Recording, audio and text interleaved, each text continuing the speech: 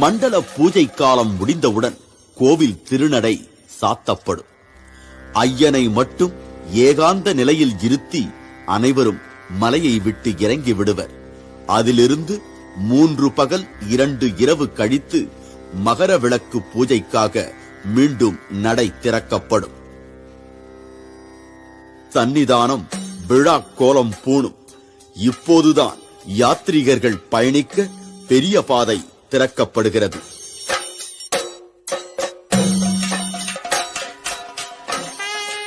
மண்டலாபிஷேக காலத்தை விட மகர விளக்கு பூஜை காலத்தில்தான் ஐயப்ப பக்தர்கள் அதிக அளவில் சபரிமலை வருகிறார்கள். அதற்கு 2 காரணங்கள் உண்டு. ஒன்று ஐயனின் திருவாபரண தரிசனம், மற்றொன்று பொன்னம்பல மேட்டில் மகர விளக்கு தரிசனம். ஐயப்பன் பந்தள மன்னனிடம் கேட்டுக்கொண்டதற்கு இணங்க ஒவ்வொரு வருடமும் அவர் பால வயதில் அணிந்திருந்த ஆபரணங்கள் மார்கழி 25ஆம் நாள் பந்தள அரண்மனையிலிருந்து புறப்படுகின்றன.